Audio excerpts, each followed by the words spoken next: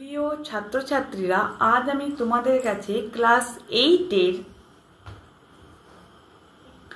Geography বিষয়ে third unit টেস্টের topic wise কিছু সাজেশন দেব, যেটা তোমাদের থার্ড ইউনিট টেস্টে পরীক্ষার ক্ষেত্রে লাগবে। আমি সব রকমের সাজেশন করেছি। শর্ট কোশ্চেন অবশ্যই আমি আগেই বলেছিলাম, তোমরা অবশ্যই শর্ট কোশ্চেনের জন্য বই অবশ্যই টেক্সট বই খুঁটিয়ে পড়বে, আর তার সঙ্গে রায় মার্টিনের সহায়িকার শর্ট কোশ্চেনগুলো পড়বে, আর প্রশ্নবিচিত্রার যে শর্ট কোশ্চেনগুলো আছে ওগুলো পড়লেই আশা করবো সবগুলো লেগে যাবে।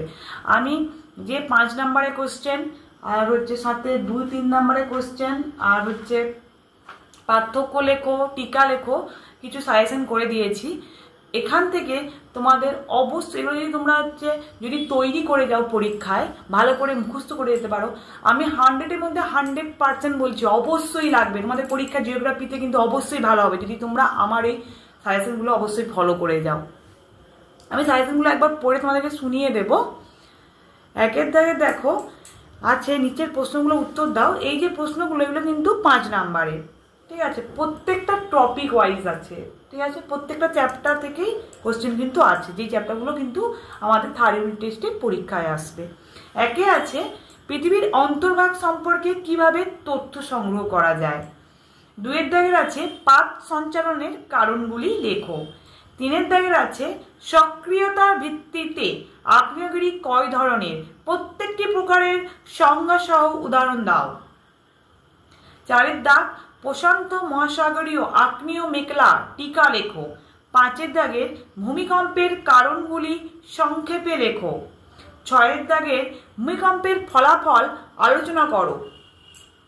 ভূমিকম্প হঠাৎ, তার সঙ্গেই আছে ভূমিকম্প হঠাৎ শুরু হলে কি করা উচিত।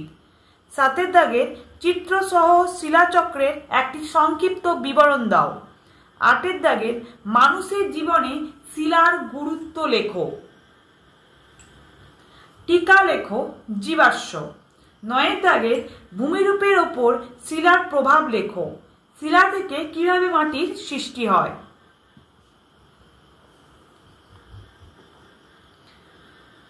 10-এর দাগের আগ্নেয় শিলা কাকে বলে, তার সঙ্গে আরেকটা কোশ্চেন আছে, উৎপত্তি অনুযায়ী আগ্নেয় শিলার শ্রেণীবিভাগ করো। 11-এর দাগের চিত্রসহ পৃথিবীর চাপ বলয়গুলি সৃষ্টির কারণ আলোচনা করো। 12-এর দাগের চাপ বলয়ের সঙ্গে নিয়ত বায়ু প্রবাহের সম্পর্ক আলোচনা করো। 13-এর দাগের অ্যানাবেটিক বায়ু ও ক্যাটাবেটিক বায়ু কাকে বলে। 14-এর দাগের সমুদ্রবায়ু ও স্থলবায়ুর উৎপত্তি, গতিবেগ, বায়ুর প্রকৃতি ও প্রভাব সম্পর্কে লেখো।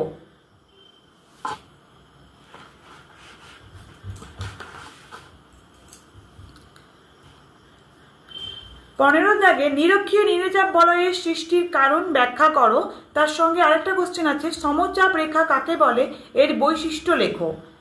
16-এর দাগের উচ্চতার সঙ্গে বায়ুচাপের সম্পর্ক আলোচনা করো। তার সঙ্গে আরেকটা কোশ্চেন আছে, বৈপরীত্য উত্তাপ বলতে কি বোঝো। 17-এর দাগের আছে দেখো, চিত্রসহ শৈলক্ষেপ বৃষ্টিপাতের বর্ণনা দাও। 18-এর দাগের আছে নিরক্ষীয় জলবায়ু অঞ্চলের বৈশিষ্ট্য লেখো। 19-এর দাগের আছে তুন্দ্রা অঞ্চলের অধিবাসী এবং তাদের জীবনযাত্রা আলোচনা করো।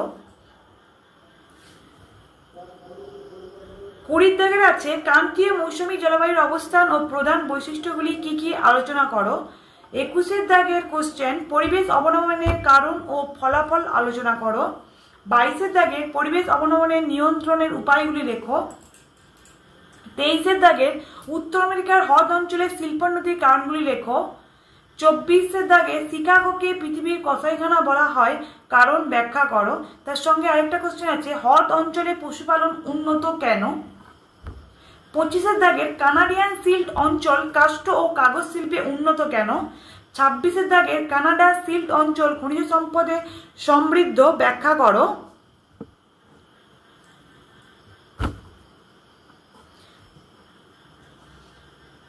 17-এর দাগে দক্ষিণ আমেরিকার জলবায়ুতে বৈচিত্র্যের কারণগুলির উল্লেখ করো। 18-এর দাগে দক্ষিণ আমেরিকার ভূ প্রকৃতির শ্রেণীবিভাগ করো, যে কোনো একটি সংক্ষিপ্ত পরিচয় দাও। এটা 18 নয়, 28 হবে। 29-এর দাগে পম্পাস অঞ্চলে, 18ই হবে। 19-এর দাগের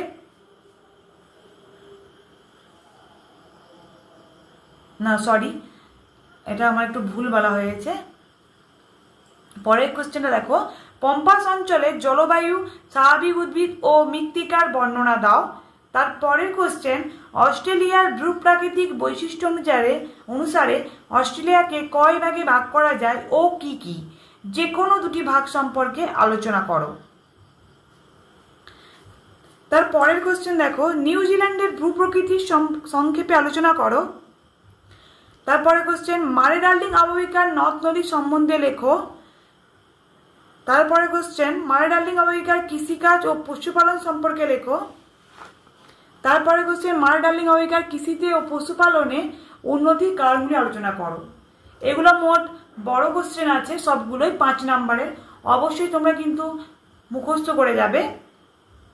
আশা করো মুখস্থ করতে তেমন একটা, কারণ আগের বারে যারা পরীক্ষা দিয়েছো অনেক কিছু কিছু কোশ্চেন ভালোই মুখস্থ করাই আছে, ঠিক আছে?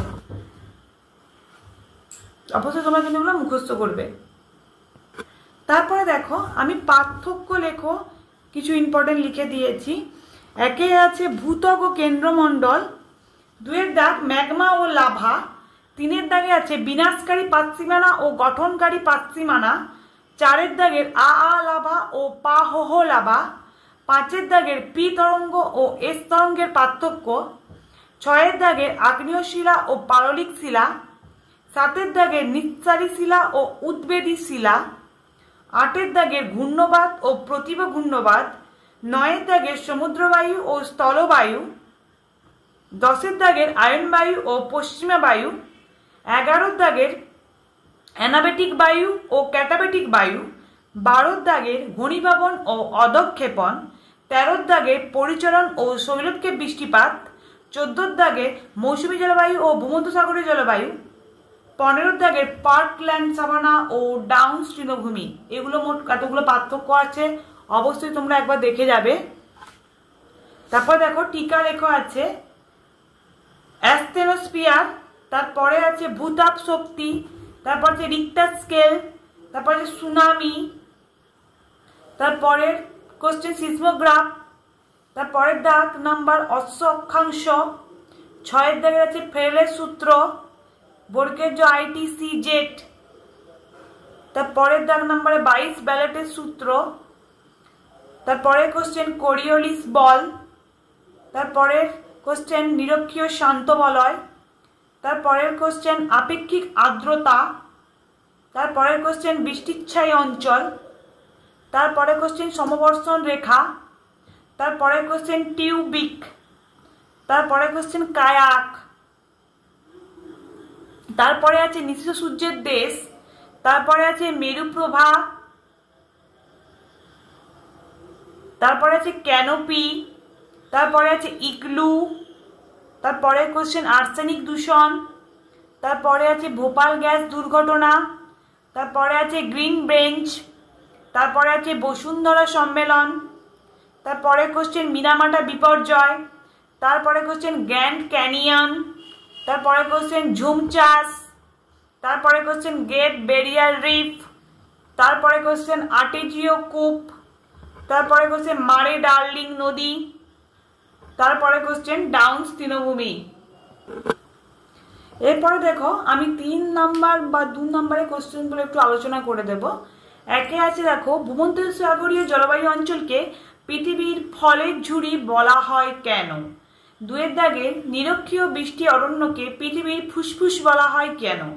3 দাগে তুন্দ্রা জলবায়ু অঞ্চলে প্রাণীদের গায়ের চামড়া অত্যন্ত পুরু এবং ঘন বড় লোমে ঢাকা থাকে কেন? 4 দাগে উমেই কারকে বলা হয়? তার একসাথে আছে চির গোধূলি অঞ্চল বলতে কি বোঝো? 5 দাগে জনসংখ্যা বৃদ্ধির ফলে পরিবেশের কি ক্ষতি হয়? 6 দাগে নগরায়ন ও বহুমুখী নদী পরিকল্পনা কিভাবে পরিবেশের অবনমন ঘটাতে পারে তা উপযুক্ত উদাহরণ সহ লেখো। সবুজ বিপ্লবে কৃষিতে সাফল্য এলেও পরিবেশের অবনমন ঘটে, কারণ ব্যাখ্যা করো। 8 দাগে মৌন লোয়ার মোট উচ্চতা ৯৭১০ মিটার হলেও এটি পৃথিবীর সর্বোচ্চ শৃঙ্গ নয়, কারণ ব্যাখ্যা করো। 9 দাগে অস্ট্রেলিয়ার মধ্যভাগে সমভূমিতে আর্টেজিও কূপ দেখা যায়, কারণ ব্যাখ্যা করো।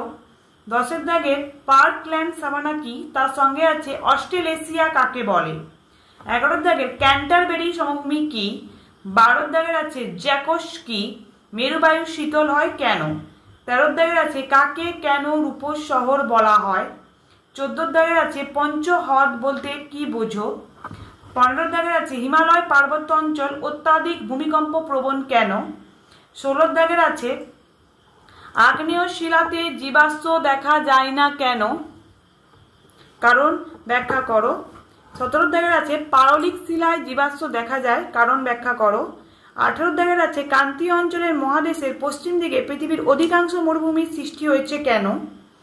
19 দাগের আছে চেরাপুঞ্জি ও শিলংয়ের মধ্যে দূরত্ব কম হওয়া সত্ত্বেও দুটি জায়গার মধ্যে বৃষ্টিপাতের পরিমাণগত তারতম্য হয় কেন? 20 দাগের আছে কানাডিয়ান সিল্ট অঞ্চল শিল্পী উন্নতি লাভ করার কারণগুলি লেখো। 21 দাগের কানাডিয়ান সিল্ট অঞ্চলে হ্রদ দেখা যায় কেন? 22 দাগের G20 কি? তার সঙ্গে আছে BOD কি? তার সঙ্গে আরেকটা কোশ্চেন আছে শস্যাবর্তন কি?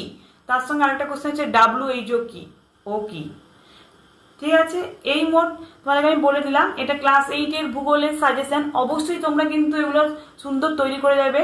কিছু কোশ্চেন বইয়েও আছে, কিছু কোশ্চেন সহায়িকাতেও উত্তর আছে। তোমাদের যেটা পড়তে সুবিধা হবে অবশ্যই তোমরা সেটা মুখস্থ করে যাবে। তোমাদের 100-এর মধ্যে 100% অবশ্যই লাগবে। তোমাদের যদি আরও কোনো সাবজেক্টের সাজেশন দরকার হয় অবশ্যই আমাকে কমেন্ট করে জানাতে পারো। আমি খুব তাড়াতাড়ি তোমাদেরকে সেই সাজেশন বানিয়ে দেওয়ার চেষ্টা করব। ধন্যবাদ।